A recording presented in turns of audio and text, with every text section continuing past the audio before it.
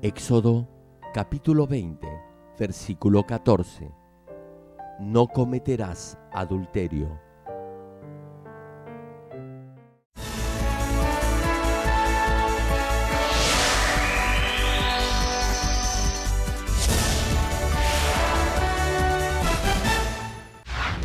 El predicador, reverendo Gerald Lee, antes de creer en el Señor, sufrió por 7 años de diversas enfermedades, pero un día tuvo un encuentro con Dios y fue sanado de todas sus dolencias. Desde ese momento, empezó a vivir conforme a la palabra de Dios, recibiendo luego el llamado para servir al Señor. En 1982 fundó en Seúl, Corea del Sur, la iglesia Manmin, con solo 13 personas. Su iglesia creció bajo la dirección de Dios y en 1993 fue considerada por la revista Mundo Cristiano entre las 50 iglesias de más rápido crecimiento en el mundo. Hasta el día de hoy, la iglesia se ha mantenido consagrada a la oración. Además, el reverendo Gerald Lee ha asumido el liderazgo para difundir el evangelio por el mundo entero en obediencia a la gran comisión del Señor. Actualmente, la iglesia Manmin cuenta con decenas de iglesias en las principales ciudades de Corea y miles de iglesias en todo el mundo, en países como Kenia, Estados Unidos, Canadá, Japón, Francia, India, Filipinas, Honduras, Perú y con decenas de misioneros alrededor del mundo. Asimismo, el reverendo Gerald Lee ha dirigido multitudinarias cruzadas en Uganda, Kenia, Japón, Pakistán, Filipinas, Honduras, India, Rusia, Alemania, Perú, República Democrática del Congo y en la ciudad de Nueva York. La Cruzada de Nueva York, que se realizó en el Madison Square Garden, fue transmitida a más de 200 países vía satélite. Dondequiera que haya realizado estas cruzadas, las obras milagrosas de sanidad divina se han producido tan rápidamente que ha sido calificado como el más grande y connotado evangelista de los últimos tiempos por diversos medios de comunicación internacionales, incluyendo la CNN, una de las principales cadenas de noticias del mundo. Hechos, capítulo 1, versículo 8. Pero recibiréis poder cuando haya venido sobre vosotros el Espíritu Santo, y me seréis testigos en Jerusalén, en toda Judea, en Samaria y hasta lo último de la tierra. Amados hermanos en Cristo, público televidente y miembros de las miles de iglesias que están presenciando este servicio a través del satélite, por internet, por la televisión o que lo están escuchando por cintas de audio o por la radio en el mundo entero. Hoy les compartiré el 7º mandamiento que nos manda no cometer adulterio. Adulterio, según el diccionario, es toda relación sexual voluntaria que se mantiene fuera del matrimonio, es decir, entre alguien casado con otra persona que no es legalmente su cónyuge. Hace 30 o 40 años, esto se consideraba algo sumamente inmoral. La mayoría lo juzgaba como un grave pecado y si alguien cometía algo así, esa persona no podía levantar la cabeza de la vergüenza y, al menos en Corea, a veces era expulsada de la comunidad. En los años 60 y 70, la convivencia antes del matrimonio no estaba permitida. No sé si era así en las grandes ciudades, pero al menos en el campo o en las áreas rurales no se permitía eso. Sin embargo, con el transcurrir del tiempo, la conciencia de la gente se ha vuelto más y más insensible y permisiva y ha perdido el sentido de pecaminosidad del pecado. Sobre todo, con la difusión de las computadoras y del Internet, no solo los adultos, sino también los estudiantes y menores de edad han tenido acceso a toda clase de material pornográfico, obsceno e indecente. Ven lo que no deberían ver y escuchan lo que no deberían escuchar, y su mente acepta y graba toda esa inmundicia en su memoria, almacenándolos bajo la forma de sentimientos. De esa manera, su corazón se mancha e impregna más fácilmente de bajas pasiones y de la lujuria del mundo, y así son cada vez más los que accionan cometiendo esos pecados en sus vidas. No obstante, aun cuando el mundo actual esté cada vez más lleno de pecado, nosotros, en tanto verdaderos hijos de Dios, debemos mantenernos alejados de toda esta inmundicia. Romanos capítulo 13, versículo 12 señala al respecto: la noche está avanzada y se acerca el día. Desechemos, pues, las obras de las tinieblas y vistámonos las armas de la luz. Tal como cita el pasaje, aunque el pecado prevalezca en el mundo, los hijos de Dios debemos andar y vivir en la luz. Ahora bien, el séptimo mandamiento, que nos dice no cometer adulterio, no solo se refiere al adulterio físico, sino también lleva implícito un significado espiritual más profundo. Oro para que a través de este mensaje todos lleguen a obedecer completamente los mandamientos de Dios, tanto en sus corazones como en sus hechos, y así, como verdaderos hijos de Dios, reciban al Señor como su perfecta novia. Por favor, recuerden siempre estas prédicas sobre los 10 mandamientos. Les pido que escuchen con suma atención la palabra de Dios y la graben en su mente y en su corazón para así agradar al Señor. Estimado público, como se explicó anteriormente, el séptimo mandamiento, que nos manda no cometer adulterio, tiene diversas connotaciones. La primera es el sentido general de adulterio, es decir, Dios nos prohíbe cometer adulterio de hecho. El adulterio es uno de los pecados o de las obras más evidentes e innegables de la carne, y la Biblia nos dice claramente que los que cometen este pecado no serán salvos. Primera de Corintios capítulo 6, versículo 9 y 10 menciona al respecto: ¿no sabéis que los injustos no heredarán el reino de Dios? No erréis, ni los fornicarios, ni los idólatras, ni los adúlteros, ni los afeminados, ni los que se echan con varones, ni los ladrones, ni los avaros, ni los borrachos, ni los maldicientes, ni los estafadores heredarán el reino de Dios. Por cierto, en el caso de un nuevo creyente, quien aún no conoce la verdad, Dios le podrá dar la oportunidad para arrepentirse. No obstante, después de haber llegado al tercer nivel de fe y a un cierto grado de conocimiento de la verdad, si se comete este tipo de obra evidente de la carne, será muy difícil recibir el espíritu de arrepentimiento.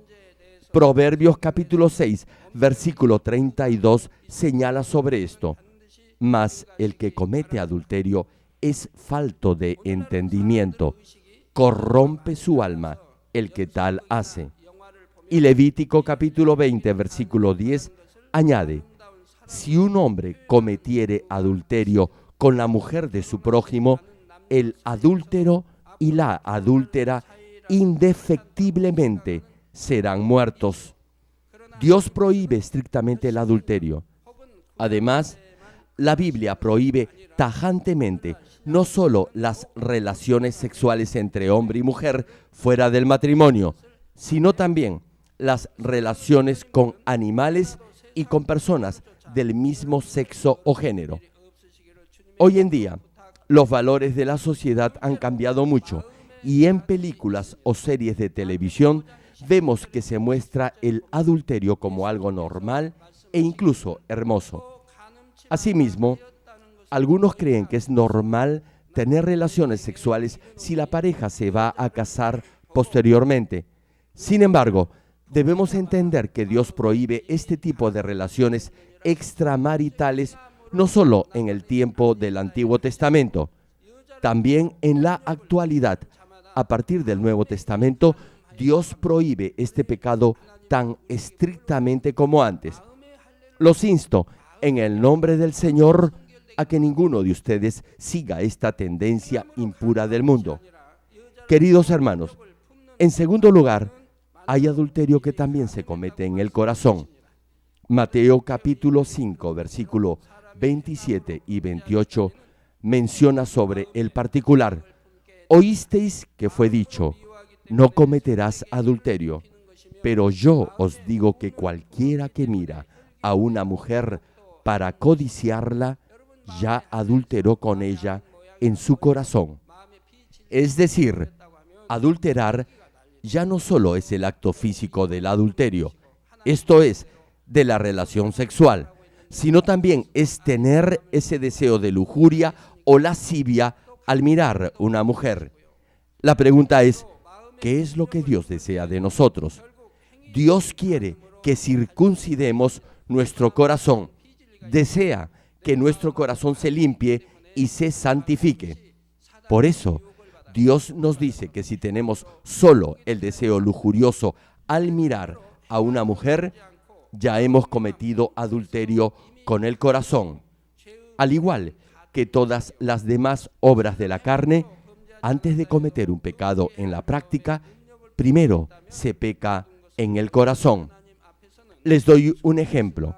Debido a que hay odio en el corazón, podrá herir a otros, y si tiene ira en su corazón, se enfadará y ofenderá e insultará a los demás. Si circuncida su corazón para despojarse de toda forma de maldad y falsedad, entonces no se enojará ni odiará. Hermano, Dios nos manda a amar a nuestros enemigos. Ahora bien, pregúntese, ¿por qué está odiando a alguien que ni siquiera es su enemigo? De la misma forma, deberíamos despojarnos del deseo de cometer adulterio. Si usted tiene un pensamiento de lujuria en el corazón, ese pensamiento podrá materializarse en una acción de adulterio físico. Como tiene maldad, cuando Satanás lo tiente, esa maldad se transformará en acción. Por ello, incluso si aún no se ha manifestado en una acción, si tan solo lo tiene en el corazón, eso ya es adulterio. El deseo de adulterar es la raíz misma del pecado. Incluso si no ha pecado de obra ni de acción, si tiene ese pensamiento de adulterio en el corazón, no lo podrá ocultar ante Dios, que mira hasta lo más profundo de su ser. No importa lo mucho que pretenda hacerse el santo, si tiene una mente adúltera por ver, oír y pensar en el adulterio, me pregunto, ¿cómo podría decir Dios que ha llegado a la santidad? Le pregunto algo. ¿Usted cree que Dios nos pediría que nos despojemos de algo que no podemos desechar y que hagamos algo que no podemos hacer o que guardemos algo que no podamos guardar? ¿Por qué cree que Dios nos manda en el capítulo 12 de Hebreos a luchar y resistir el pecado hasta derramar sangre? Dios nos lo pide porque podemos hacerlo. Si no lo podemos lograr con nuestro propio esfuerzo, deberemos de ayunar y orar toda la noche con fe para pedirle ayuda a Dios. Y Dios le dará gracia y fuerza para despojarse de ese pecado. Jesús llevó la corona de espinas para perdonarnos de todo pecado de pensamiento. Además, Dios envió el Espíritu Santo para ayudarnos a extirpar la naturaleza pecaminosa en el corazón.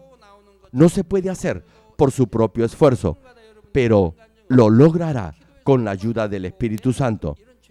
En el Antiguo Testamento, el Espíritu Santo aún no había venido a este mundo, por lo que el pecado no se consideraba como tal, a menos que se manifestara en una acción. Sin embargo, a partir del Nuevo Testamento, El Espíritu Santo ya está para ayudarnos, por lo que ahora uno debe despojarse de todo pecado, ya no solo de obra, sino también de la intención o el deseo de pecar en el corazón. Así, si de una vez echa fuera la naturaleza pecaminosa de su corazón, no le vendrá a la mente ni siquiera un pensamiento malo o pecaminoso. Y como no tiene maldad en su corazón, Satanás no podrá tocarlo ni poner malos pensamientos en su mente. Supongamos que su corazón no tiene nada de odio, sino solo amor. Pregúntese entonces, ¿a quién va a odiar? Si su corazón está lleno solo de bondad, ¿con quién se va a enojar? Incluso si ve o escucha algo malo, su mente no retendrá ningún sentimiento negativo o malo. Por eso, no pensará en nada que no sea bueno y positivo. Desde luego, en este proceso de limpieza, en algún momento podrá pensar que ya ha logrado erradicar esa mente adúltera de su corazón, pero le podrá venir otra vez. ¿Usted cree que como ha orado intensamente, ya se ha despojado de esa naturaleza pecaminosa? No obstante, ese deseo carnal le podrá venir de nuevo y continuará orando por ello. Sin embargo, si realmente ha procurado despojarse de todo pecado y de toda forma de maldad, creyendo en la palabra de Dios y obedeciéndola, no se quedará en el mismo estado o nivel. Hermano, cuando retira la cáscara de una cebolla, incluso después de pelarla un par de veces, seguirá viendo que hay más capas. No obstante, si sigue pelándola, finalmente no quedará nada que sacar. Es lo mismo con la naturaleza pecaminosa. Si mira su crecimiento con ojos de fe, no se desalentará pensando en lo mucho que aún le falta por limpiar su corazón. En la medida en que intente extirpar la maldad, creerá firmemente que está cambiando en forma definitiva y esperará finalmente alcanzar la santidad completa y así podrá continuar su proceso con más fuerza. Incluso si usted cree que ya se ha despojado de algo como el odio, los celos o la mente adúltera, deberá estar atento. No es que ya haya logrado despojarse de esos malos sentimientos, podrán volver de nuevo. Si los hubiera arrancado de raíz, no podrían volver a brotar. Vuelven a manifestarse porque todavía queda algo. Por eso, por favor, arranque esa naturaleza pecaminosa de raíz. Al sacar la mala hierba, incluso después de cortarla, crecerá otra vez. Es porque la raíz aún permanece. Así que, para no dejar crecer la mala hierba, tiene que sacarla de raíz. Así también tendrá que arrancar la raíz de la naturaleza pecaminosa. Si dice, ya es suficiente, crecerá de nuevo más tarde. Jamás debe decir eso. Escuche bien esto. Nunca deberá cansarse de este proceso. Tiene que extirpar de raíz esa naturaleza pecaminosa para que no vuelva a salir. Ahora bien, no debe creer que por no haberse podido despojar completamente de un pecado, aun cuando lo ha intentado, seguirá en el mismo nivel que antes. Ni tampoco debe pensar que el pecado que desea erradicar ahora de su corazón sea algo nuevo, sino que ya lo tenía anteriormente. Es solo que no sabía que tenía eso en su corazón, pero ahora ya lo sabe y desea arrancar esa maldad. Eso significa que cada vez estará más cerca de la perfección, por lo que debería estar más agradecido.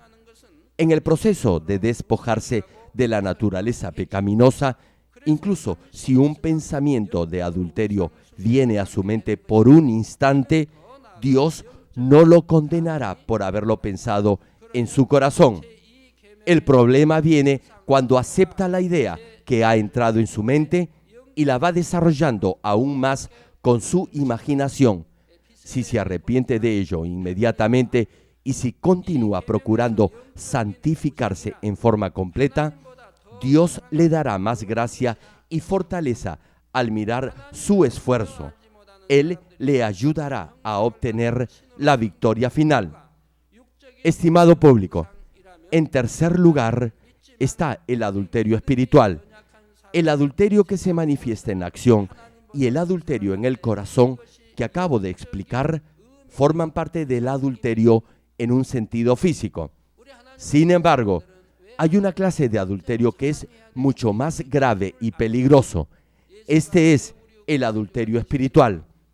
Adulterio espiritual es cuando ama al mundo y las cosas del mundo más que a Dios, aun cuando profese que tiene fe en el Señor. El adulterio espiritual también se origina en la lujuria que lo lleva a amar al mundo más que a Dios. Colosenses capítulo 3, versículos 5 y 6 menciona: haced morir, pues, lo terrenal en vosotros, fornicación, impureza, pasiones desordenadas, malos deseos y avaricia, que es idolatría, cosas por las cuales la ira de Dios viene sobre los hijos de desobediencia. Incluso si ha recibido el Espíritu Santo, ha experimentado el obrar de Dios y tiene fe, si no se despoja de la avaricia en su corazón, amará las cosas del mundo más que a Dios. Cuando les compartí del segundo mandamiento, les dije que todo aquello que ame más que a Dios se convierte en un ídolo para usted.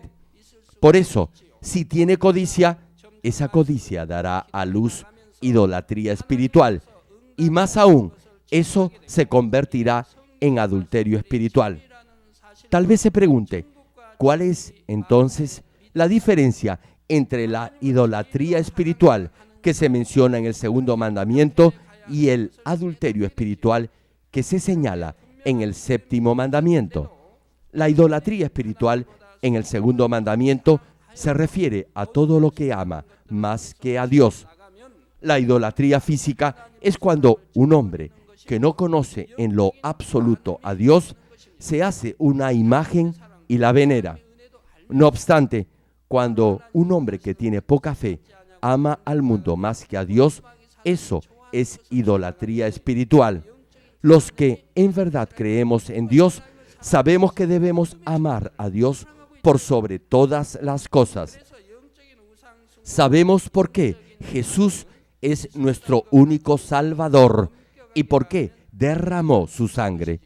También sabemos que Dios, por amor, nos dio a su único Hijo.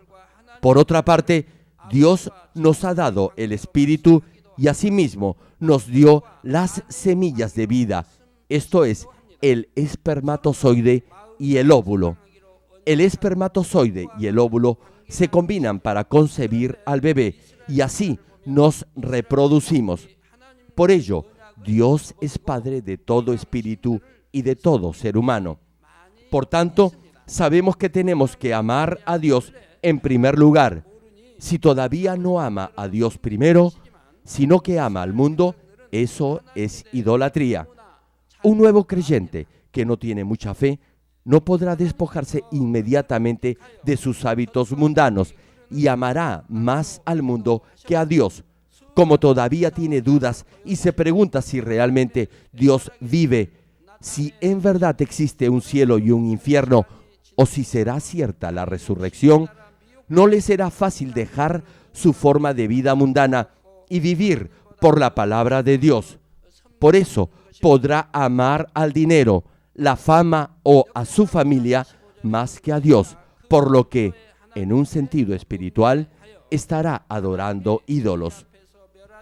Sin embargo, en la medida en que escucha la palabra y ora, verá que Dios responde a sus peticiones y llegará a creer de todo corazón que la Biblia es verdad y que hay un cielo y un infierno.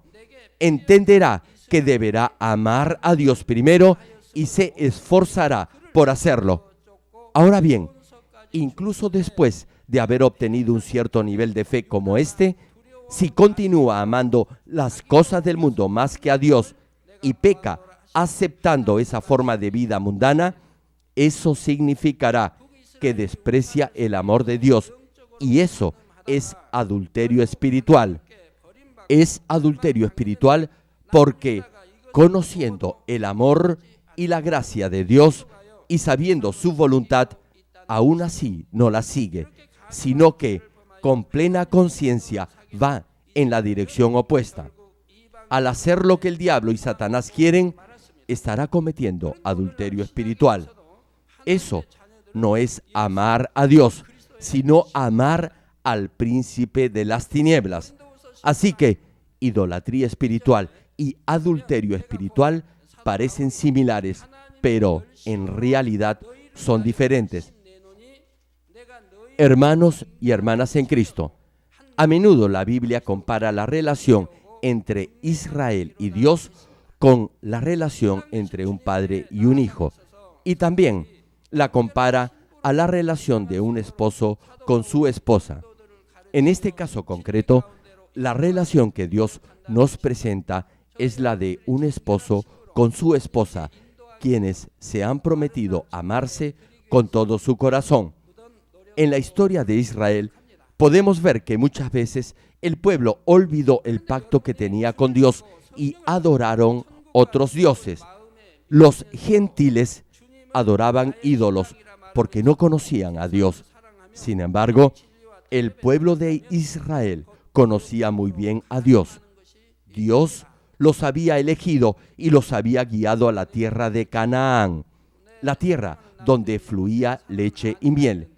Dios les había demostrado que está vivo a través de numerosas señales y prodigios.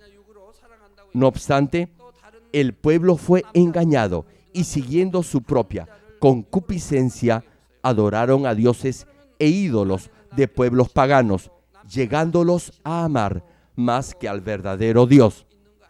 Primera de Crónicas, capítulo 5, versículo 25, señala al respecto. Pero se rebelaron contra el Dios de sus padres y se prostituyeron siguiendo a los dioses de los pueblos de la tierra, a los cuales Jehová había quitado de delante de ellos. Asimismo, Jeremías capítulo 3, versículo 8 menciona: ella vio que por haber fornicado la rebelde Israel, yo la había despedido y dado carta de repudio, pero no tuvo temor la rebelde Judá, su hermana, sino que también fue ella y fornicó. El reino del norte de Israel estaba viviendo en adulterio espiritual, adorando ídolos, y por eso Dios los abandonó y fueron destruidos. Sin embargo, aún después de ver eso, el reino de Judá no se arrepintió, sino que siguió adorando ídolos e imágenes. El pueblo de Israel provocó la ira de Dios al cometer adulterio espiritual y finalmente fue destruido por los gentiles. Hermanos, a partir del Nuevo Testamento, los hijos de Dios son la esposa de Jesucristo. Segunda de Corintios, capítulo 11, versículo 2, señala: porque os celo con celo de Dios, pues os he desposado con un solo esposo, para presentaros como una virgen pura a Cristo. El apóstol Pablo enseñó y guió a los creyentes a la verdad, a fin que se prepararan como la novia inmaculada y pura del Señor, esperando el regreso de su novio. Yo también trato de hacer de cada uno de ustedes una perfecta y hermosa novia del Señor, y así guiarlos a la mejor morada en el reino de los cielos. Ahora bien, si usted, después de haber creído en el Señor, después de haber recibido el Espíritu Santo y haber creído de corazón en la existencia del cielo y del infierno, y de llamar ahora al Señor su novio, y aún así todavía ama al mundo y vive en la mentira y en la falsedad, eso es adulterio espiritual. Lo mismo sucede entre marido y mujer.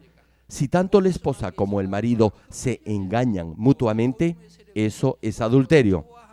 Acerca de esto, Santiago capítulo 4, versículo 4 expresa: «Oh almas adúlteras, ¿no sabéis que la amistad del mundo es enemistad contra Dios?» Es decir, si ama al mundo, la Biblia dice que usted es un adúltero y que es enemigo de Dios. Repito, oh almas adúlteras.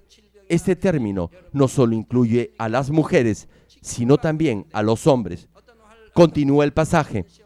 ¿No sabéis que la amistad del mundo es enemistad contra Dios? Si usted es amigo del mundo, está cometiendo adulterio y eso lo hace enemigo de Dios. Finaliza la escritura. Cualquiera, pues, que quiera ser amigo del mundo, se constituye enemigo de Dios. Supongamos que usted aparenta vivir una correcta vida cristiana, pero sus hijos aman al mundo. No lo escuchan y su corazón se entristece al verlos cómo se pierden. ¿Se imaginan lo doloroso que será esa situación para ustedes como padres? Esa es la senda que va a la muerte eterna y como hijos suyos no deberían hacer eso. Sin embargo, hay quienes siguen viviendo en el pecado y su corazón está embotado por los deseos del mundo. En este caso, ¿ustedes creen que los hijos podrían escuchar a su padre? Más bien, se rebelarían contra él y el padre se enojaría con ellos. Ahora bien, pensemos por un momento en nuestra relación con Dios. Obedecer la palabra de Dios siempre es una bendición. Es el camino de la vida eterna y para llegar al reino de los cielos. No obstante, si no obedece, sino más bien ama al mundo y las cosas del mundo, ¿se imaginan el dolor que tendrá Dios? Cuando vive conforme a la palabra de Dios, Dios se agradará en usted y le protegerá con sus ángeles y sus huestes celestiales. Lo rodeará con el muro de fuego del Espíritu Santo y con sus ojos que son como llamas ardientes para que el maligno no lo pueda tocar. Entonces, ninguna enfermedad o germen lo podrá contaminar. Además, no tendrá ningún accidente. Pero, reitero, el que se constituye en enemigo de Dios traiciona al Señor, comete adulterio y no puede ser su novia. No podrá participar en el banquete de las bodas del Cordero. Por ello, el adulterio espiritual es un pecado gravísimo. Por eso, en Jeremías capítulo 11, versículos 11 al 14, se menciona que el pueblo de Israel estaba tan lleno de adulterio espiritual que Dios le dice al profeta que no ore por ese pueblo, ni que levante por ellos clamor ni oración, porque, señala la Escritura, Dios no oirá cuando clamen a Él en sus dificultades. De la misma manera, incluso hoy en día, si uno sobrepasa cierto límite en lo que se refiere al adulterio espiritual, ya no podrá oír la voz del Espíritu Santo y Dios no responderá a sus oraciones. Se alejará aún más de Dios y se impregnará más con los deseos por las cosas del mundo. Así, cometerá los pecados que conducen a la muerte, como es el adulterio físico. Esto es crucificar de nuevo a Jesucristo e ir por la senda de la muerte eterna, tal como lo señalan los capítulos 6 y 10 de la carta a los Hebreos. Hermanos, Primera de Corintios capítulo 3, versículo 16 y 17 cita: ¿No sabéis que sois templo de Dios y que el Espíritu de Dios mora en vosotros. El santuario es el edificio físico y asimismo es el templo santo de Dios, donde se reúne la iglesia para adorarlo. Pero, ¿por qué se menciona en la Escritura que somos templo de Dios? Es porque el Espíritu Santo mora en su corazón. Por eso Dios nos dice, ¿no sabéis que sois templo de Dios y que el Espíritu de Dios mora en vosotros? Si alguno destruyere el templo de Dios, Dios le destruirá a él, porque el templo de Dios, el cual sois vosotros, santo es. Dios considera santo incluso el templo físico. Cuando algunos mercaderes estaban comprando y vendiendo cosas en el templo, el Señor se enojó, hizo un látigo de cuerdas y volteó las mesas de los cambistas. El lugar donde ellos comerciaban no era el lugar santo, es decir, no estaba dentro del mismo templo, se encontraba en el patio, fuera del santuario. Ni siquiera estaban comprando y vendiendo cosas mundanas, sino ovejas y palomas que eran usadas para el sacrificio a Dios. Sin embargo, el Señor se enojó. Jesús dijo que la casa de Dios es casa de oración. Por eso, Dios dice que en la iglesia no se debe hablar de asuntos mundanos, es decir, de negocios, ni de préstamos de dinero, ni de otra cosa que no sea de la palabra. A la iglesia usted viene a escuchar la palabra y a adorar a Dios, especialmente si hace cosas inapropiadas e incorrectas en la iglesia. Será muy difícil que Dios lo perdone. Si se enoja, grita o hace algo así en la iglesia, repito, será muy difícil que Dios lo perdone. Se dará cuenta de ello después. Pasará por pruebas y dificultades debido a esa desobediencia que hizo enojar a Dios. Retomando el mensaje, el cuerpo de los hijos de Dios es templo sagrado donde habita el Espíritu Santo. Por eso, para que ese templo se mantenga santo, deberá comportarse en forma correcta y también deberá limpiar su corazón. Algunos nuevos creyentes les resulta un poco difícil vivir la vida cristiana en esta iglesia, porque siempre les digo que deben obedecer la palabra de Dios. No obstante, incluso si es un nuevo creyente, pero tiene un buen corazón y anhela conocer la verdad y cree que hay un cielo y un infierno, no le será difícil vivir conforme a la palabra de Dios. Pero si ha venido obligado a la iglesia, es decir, contra su voluntad, le resultará difícil obedecer cuando escuche que debe dejar de hacer lo que está haciendo ahora y que debe despojarse de su amor por las cosas del mundo. Sin embargo, hay una razón fundamental por la que la mayoría de ustedes pueden vivir una recta vida cristiana y por la que nuestra iglesia continúa creciendo. Y es porque realmente amamos a Dios y vivimos por su palabra. Como Dios está con nosotros, Él nos bendice y nos protege. Dios nos muestra señales y prodigios y poderosas obras como las que se describen en la Biblia. Ustedes constantemente experimentan y testifican del milagroso obrar de Dios. Por eso, incluso los nuevos creyentes no se van de esta iglesia, aun si al principio pueden sentir que es un poco difícil obedecer completamente la palabra de Dios. En la medida en que se consagran a la oración y van superando una a una diversas situaciones, su fe irá creciendo y se dirán, ¿qué hubiera sido de mí si no hubiera venido a esta iglesia? En ese momento darán gracias a Dios por haberlos guiado a esta iglesia. En tan solo un año habrán presenciado infinidad de milagros, señales, prodigios y el poderoso obrar de Dios, tal como lo describe la Biblia, y comprenderán algunos pasajes de la Escritura que antes no los podían entender. Les comparto algo. Algunos hermanos me comentaron que al leer en el libro de Génesis el pasaje de las 10 plagas de Egipto, les vino esta interrogante: ¿de dónde habían venido todas esas langostas que llegaron a cubrir toda la tierra de Egipto? Lo mismo se preguntaron sobre las codornices que cayeron del cielo en el desierto para alimentar a todo el pueblo de Israel. No podían encontrar la respuesta, pero yo les pude responder. Primero hablemos de las codornices. Las codornices son aves pequeñas que solo pueden volar unos 50 metros de una sola vez. No pueden volar muy lejos.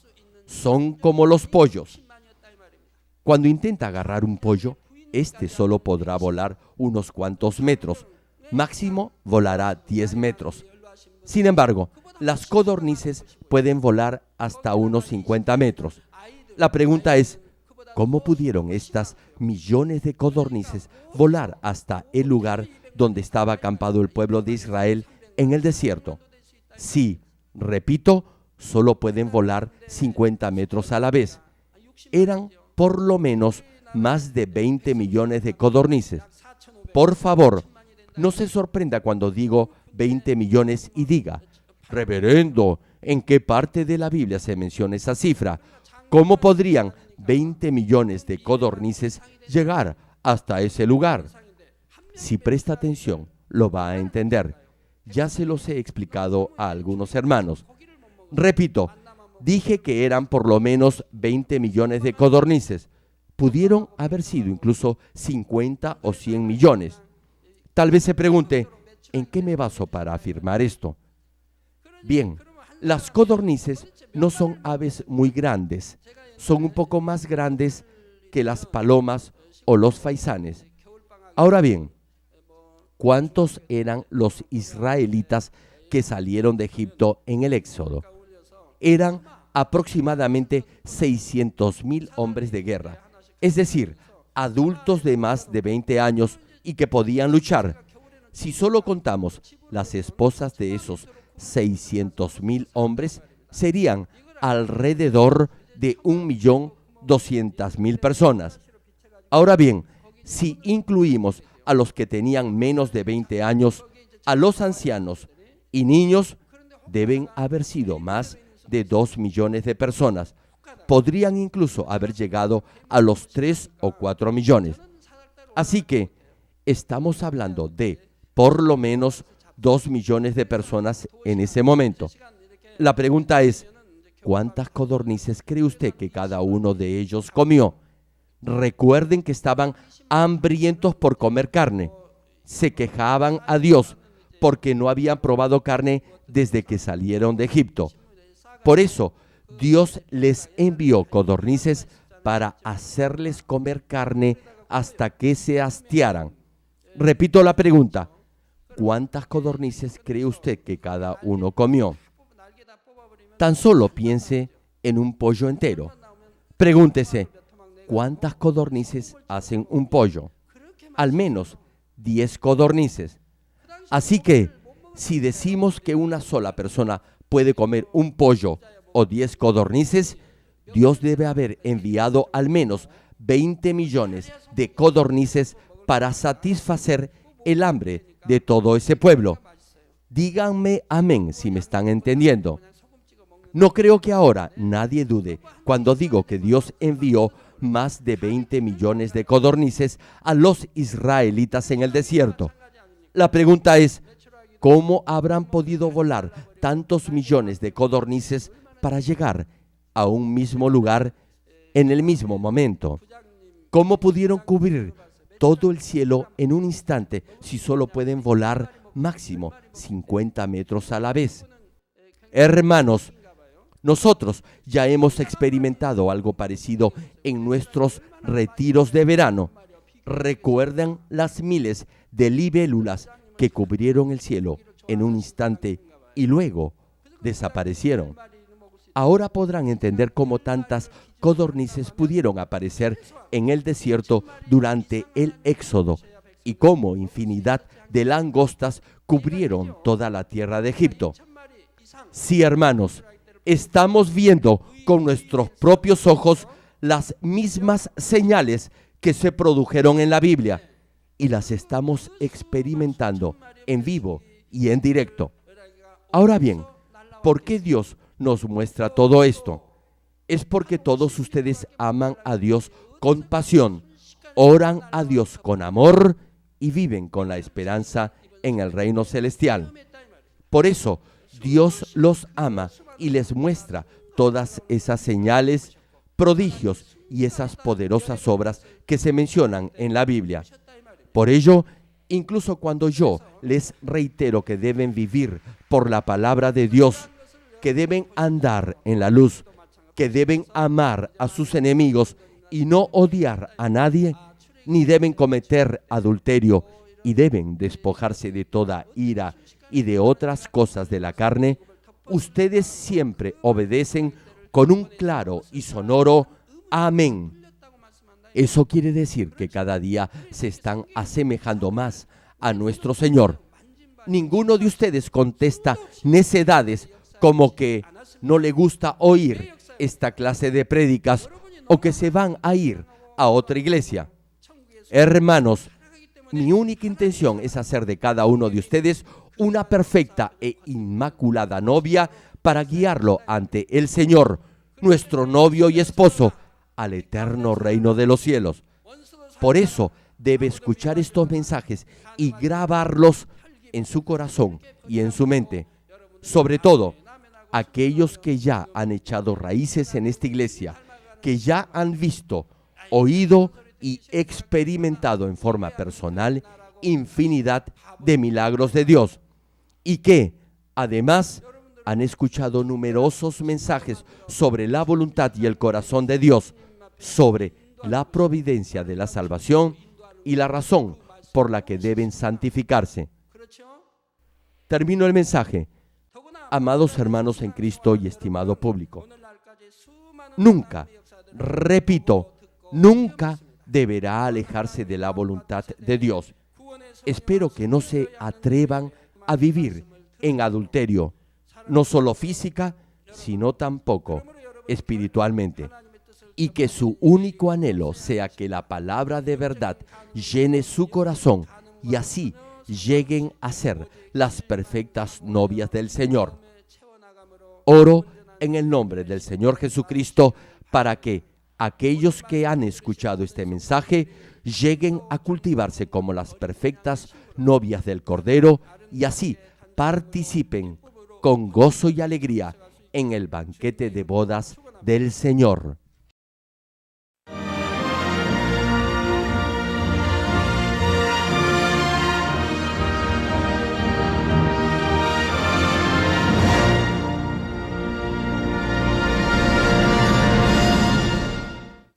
Ahora oraré por todos aquellos que están enfermos. Coloque su mano en la parte enferma o adolorida.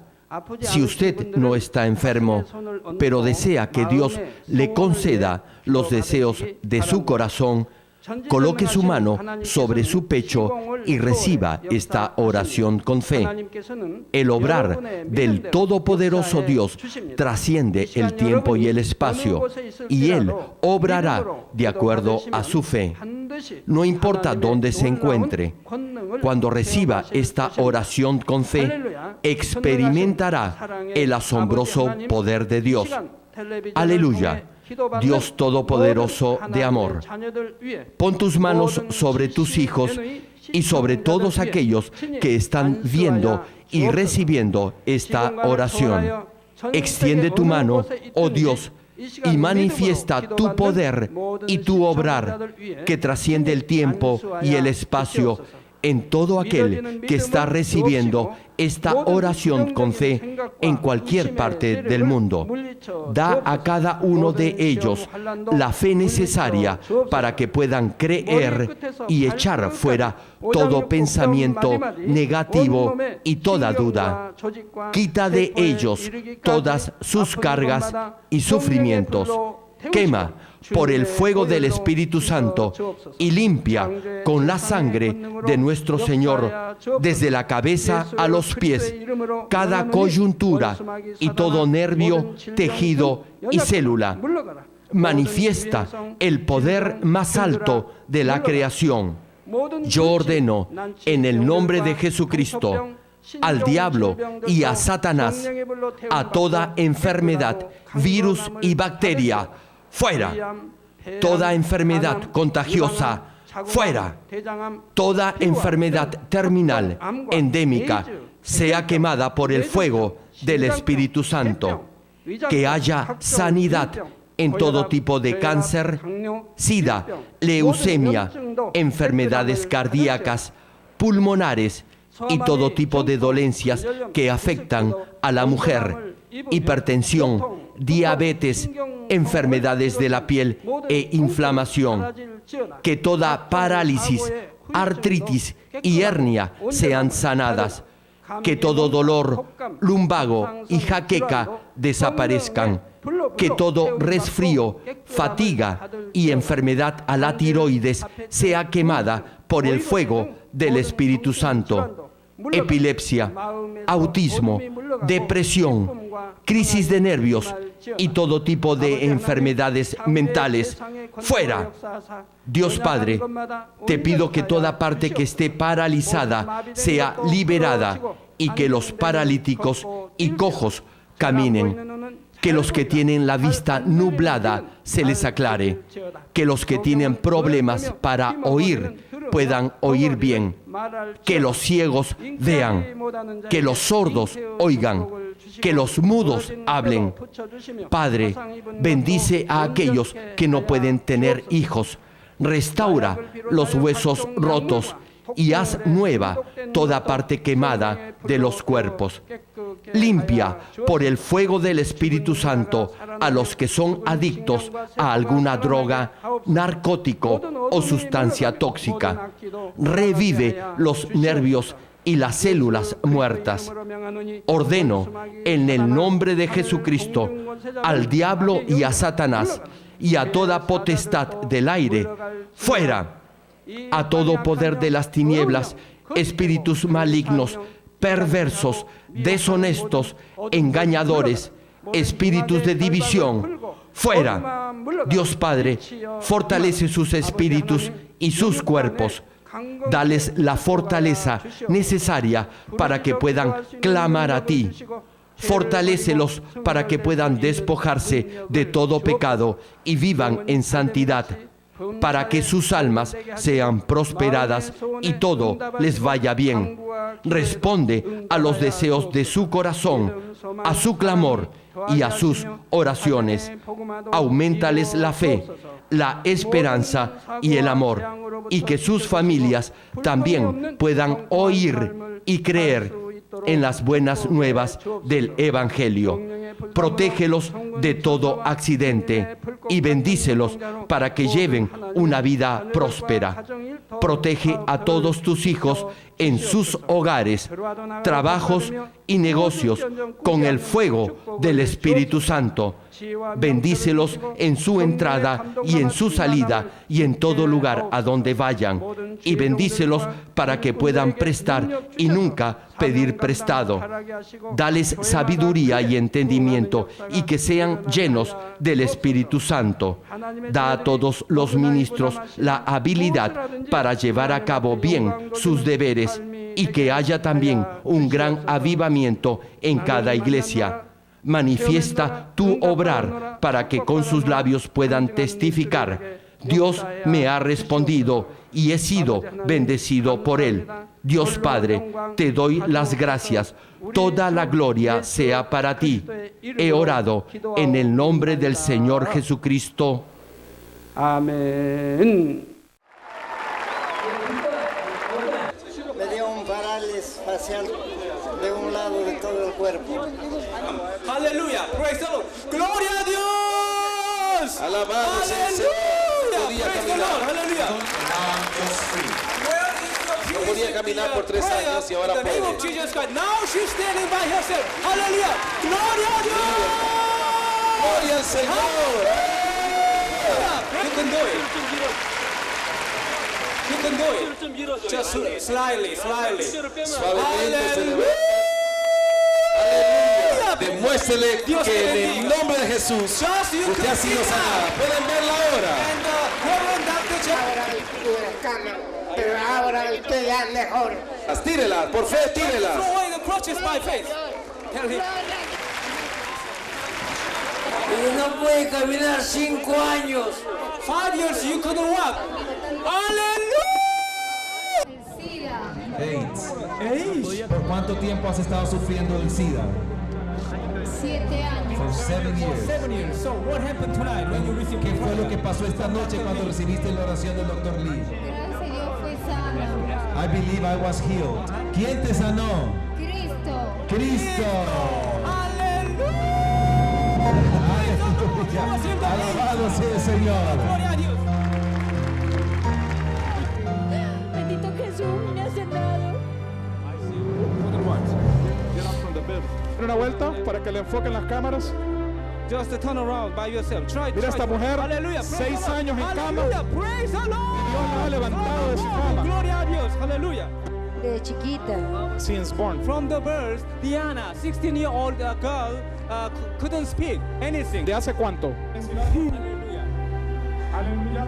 Aleluya. Hallelujah. Hallelujah.